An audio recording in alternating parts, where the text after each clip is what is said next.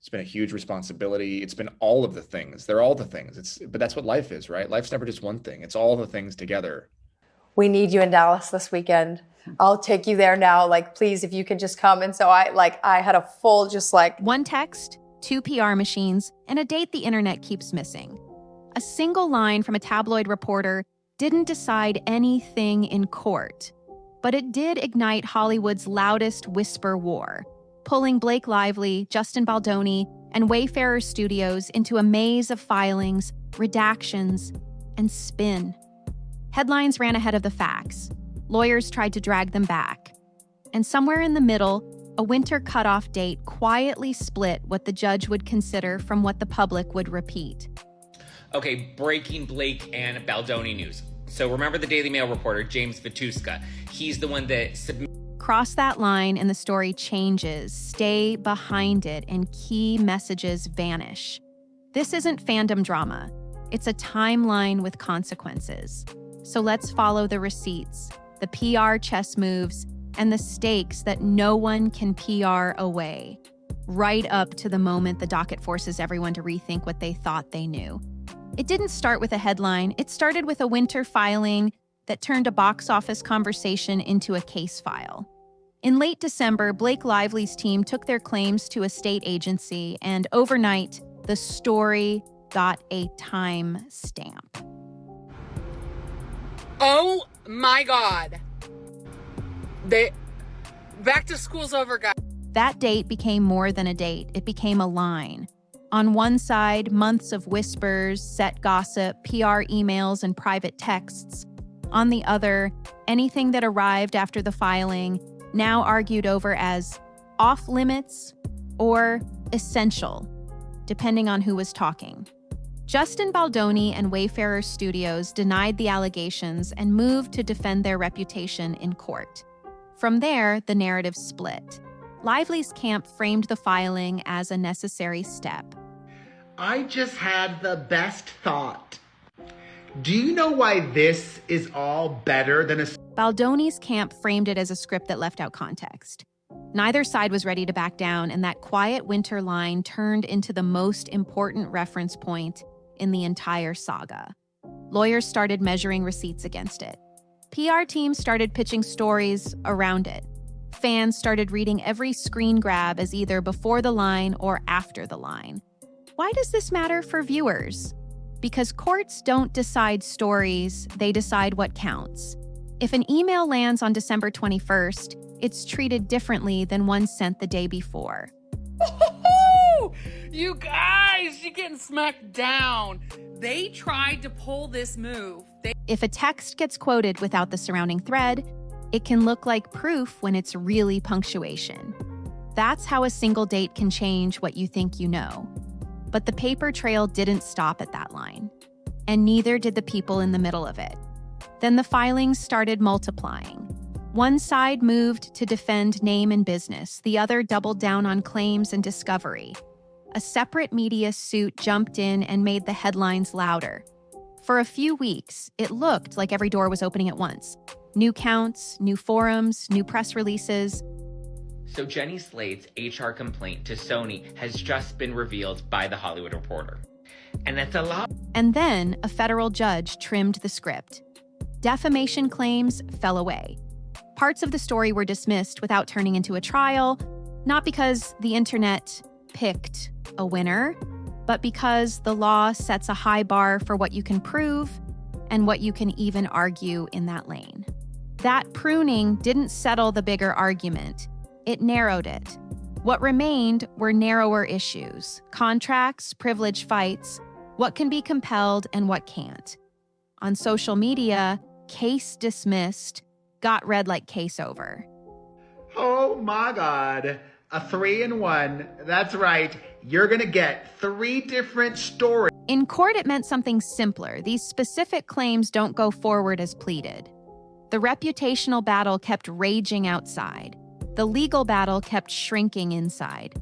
And in the space between those two realities, one short text from a reporter turned into everyone's favorite exhibit. Proof to some, context to others. But that wasn't the whole story. It was one line in a private chat. the kind of throwaway sentence people type fast and regret slower. A tabloid reporter sent it. Lawyers screenshotted it. Judge Lyman issued an order today regarding the Wayfair motion for alternatives. PR teams circled it in red. Overnight, that single phrase became a Rorschach test. Lively's side read vindication. Baldoni's side read misquote. The internet read whatever fit the thread they'd already chosen. Here's why it blew up. The wording sounded definitive, but it lived inside a longer back and forth that most people never saw. Context got sliced. Dates got argued. One camp said the message proved a narrative was spun. The other said it proved nothing without the rest of the thread, the timing, and who said what first. And this is how her house of lies crumbles. Hello, my friend. That's the trap with receipts. Screenshots feel like truth until a judge asks what's outside the frame. And while that line climbed the trending charts, the courtroom did what courtrooms do: separate heat from evidence. The judge pared claims down. The docket moved on. But out in the feeds, the text kept breathing like it was Exhibit A of everything, which is exactly when the PR pros stepped out of the shadows. When lawyers argue the law, publicists set the weather. The minute filings hit, two comms machines started shaping the air around them. So Blake Lively and Ryan Reynolds skipped the Golden Globes, even though Ryan Reynolds' new film, Deadpool and Wolverine, was not. Background briefings, context emails, carefully worded statements, and just enough screenshots to make a thread go viral. One camp framed the chatter as necessary corrections. The other called it narrative building. Same messages, different spin. Here's the quiet truth about reputation wars. They rarely arrive as a smoking gun. They trickle in, subject lines, per our call, recaps, selective timestamps that make one sentence look definitive and another look damning. Swap a date and the meaning flips. Add a missing paragraph and the gotcha fades. Right, so I thought through all of the possibilities as to why James Fitztuca would file that declaration today, and this is what I think. That's why the courtroom cares about admissibility while the internet cares about shareability. They are two different games, and both sides played them hard. Names in the filings turned PR people into characters, which is exactly how a comms dispute became a plotline. Allegations of smear met counterclaims of setting the record straight, each side insisting the other crossed a line. Meanwhile, the docket kept trimming anything that couldn't carry its own weight. Headlines shouted, "Exposed!" Judges asked, "Is it evidence?"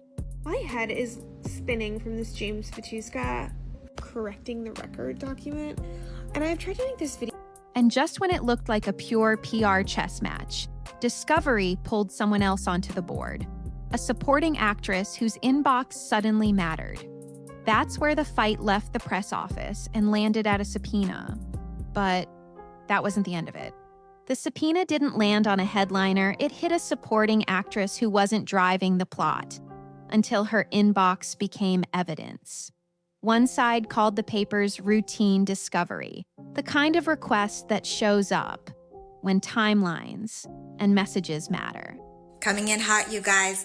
Turns out Blake is not the only liar. James Fitztuca, Daily Mail reporter, has come out. The other called it heavy-handed, a pressure move dressed up as procedure. Same document, two stories. Standard if you filed it, targeted if you received it. She wasn't trying to litigate a culture war, she was trying to do a job. But once your name appears in a caption, every DM gets treated like a puzzle piece. Who emailed first? Who followed up? Which version of an event you told privately versus publicly? It stops being about a performance and starts being about metadata. They smeared each other. They smeared each other. That is what is going to be revealed after this pretty... And for viewers at home, this is the unglamorous engine of big cases. Not speeches, but timestamps. Courts are built for this. They separate what's fair to ask from what's off limits, what's relevant from what's reach. If the request is too broad, it gets cut. If it's legit, it stands. Meanwhile, outside the courthouse, the optics take over.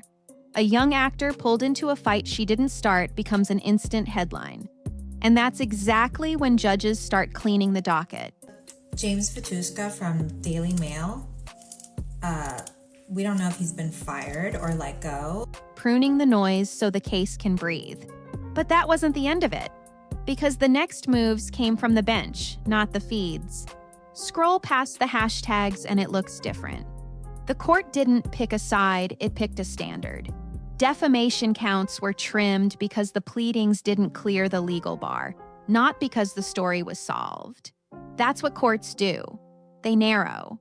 What stayed alive were tighter questions. Contracts, privilege, what's discoverable, what isn't. Headlines shouted, case over. Blake Lively, sweetie, this is giving organized chaos, and you can't fool me. Do you know why I haven't given a shit about this James Vituska man and having... The docket said, these claims, as written, don't proceed. Procedural moves fueled more confusion. A deposition pulled off the public docket wasn't a verdict. It was housekeeping. A letter barred from the record wasn't a scandal. It was timing and format. Judges care about lanes, admissible evidence, proper filings, dates that define scope. That winter cutoff became a fence in discovery. On one side, material you might fight to get. We got the emails and text messages showing proof of exactly what Justin Baldoni's team had been doing to Blake Lively for the last year. On the other, material the court may call off limits. Same receipts, different legal treatment purely because of when they landed. Then comes the part no thread loves. Privilege logs, clawbacks, protective orders. Emails that look explosive online get redacted, recontextualized, or excluded entirely. A single text that reads like gotcha in the feed becomes one tile in a mosaic the court may never even let a jury see. The internet trades in virality. The court trades in rules. The Daily Mail could be getting sued by their former journalist, James Vituska. He signed a sworn affidavit in the courts yesterday. And yet, even as the courtroom narrowed the map, the stage outside kept getting bigger. New projects, fresh statements, shifting alliances, optics that don't decide a lawsuit but absolutely shape the story people think they're watching.